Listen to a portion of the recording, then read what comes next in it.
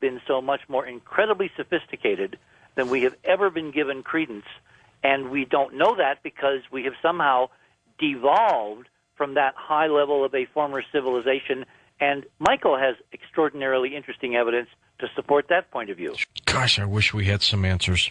You know? Well, with MRO, if we all get together in this audience, and in the next few weeks I'm going to bore the tears out of you by telling you how you can do it, we may actually be able to politically reach out and change history and finally get the truth, George, because that camera in MRO, which is attached to a 20-inch telescope looking down from less than 180 miles up, is going to be able to read the proverbial license plates at Cydonia, to see the girders I've talked about in these constructions, the massive ruins in such decay and dilapidation because of their incredible age. And if we can force the politics in Washington to be honest, if we can get Mike Griffin to simply make a pledge like he did with Hansen a few weeks ago, that no good science would be covered up by PR and media spin, we will get the truth this fall on a question which has lingered for over 25 years. In fact, 30 years from this summer on July 20th. Well, and let's hope we don't get a hatchet job like they did on the Global Surveyor. Remember That's that where one? all this audience has to basically mind its P's and Q's and be on their mettle and pay attention, and we will keep them honest that way. First-time caller line, you're on the air with Richard C. Hoagland on Coast to Coast. Hi there.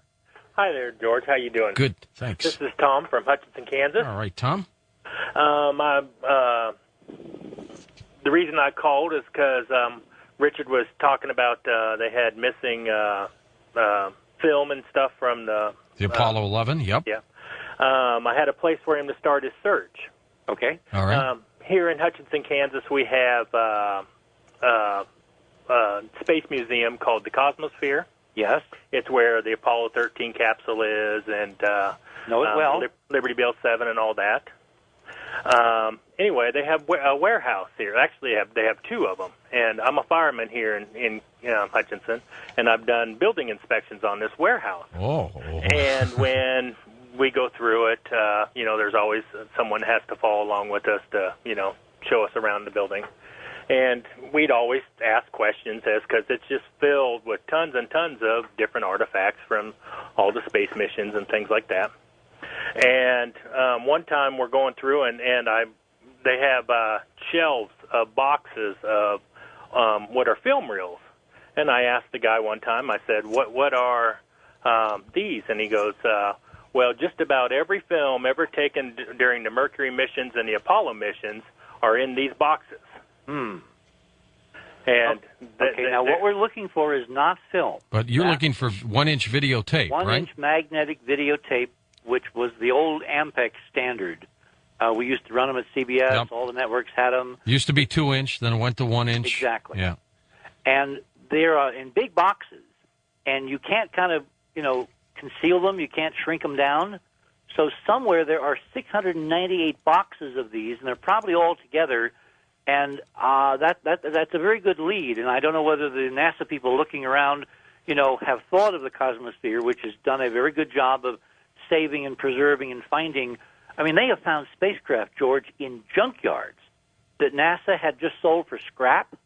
Amazing. And they've found them and reconstructed them and refurbished them, and like the Smithsonian does with the Wright Flyer and Lindbergh's plane and all that. Except these are a private group in Kansas, near Kansas City, I believe, that's done this for years and years and years. It would be astonishing if these tapes were to somehow have gotten into people like those archives, and we could find some kind of a lead there. Well, what could these films be, though, Richard? Well, the films, NASA made umpteen films over the years. They would put out a PR film on every mission within like a week of the mission coming back. And when I was at the National Press Club, one of the things I did is I ran one of these original films from Apollo 12, and then I showed the assembled reporters how when you take the individual frames and put them through a computer and you enhance the background, you see all this structure, these girders, in what should be a pitch-black lunar sky. I mean, go back to the web and go to that very top picture that's signed by Buzz, right? Yes. You see the LEM there over on the left? Yeah. You see Buzz's shadow, pitch-black lunar sky, stark gray landscape. His signature, of course, is not in the real sky on the moon, okay? Yes. Then you scan down on the page to the blue Mitchell under glass picture. That is a similar picture taken on Apollo 14 by Alan Shepard that was squirreled away by Ken Johnson for 30 years out of NASA's clutches. And when you put it under computer and you simply, enhance the contrast, that's what's in the sky. That's all I've done with this picture is to turn up the gain. That's what I think we would have seen on the Apollo 11 scans, which are magnetically pristine and are now missing, so we can't put them through a computer process. Have you done any work on Apollo 13? Yes. Yes, absolutely. In fact, Steve is going to be showing some most amazing things that were photographed by the Apollo 13 crew, Jim Lovell and his crew on Apollo 13. Remember, they didn't think they'd ever get home, and yet they took pictures. Right. And in the movie, there's that great scene where he says, if you want to get home, I think we've got to stop taking the pictures. Well, on those pictures, which I went looking for because I thought maybe the sensors had missed some things, lo and behold, we found some astonishing things, and Steve found the most incredible artifact on the far side of the moon, which, when you see it, you are going to absolutely, not believe your eyes, but it's verifiable. We've got frame numbers. There's more than one picture of it. There are two pictures taken at two different angles, a few minutes apart. And, Apollo 13 was a really intriguing mission for all the things that it shouldn't have been able to do that it did, not the least of which is to survive.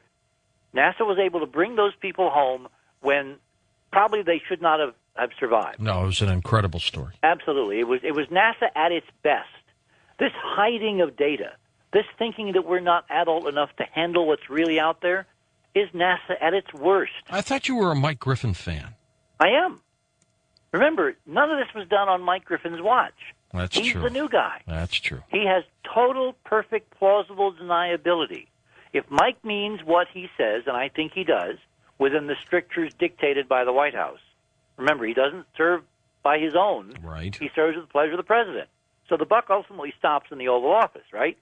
If there is, as I believe, a movement, an inching toward disclosure, as part of the Brookings prescription that we read in that document, Mike Griffin could now step up to the plate, and as the new guy who is going to the Congress and asking for lots of money to go back, he could keep faith with the American people on what we already got, and they haven't had the nerve or the guts to tell us.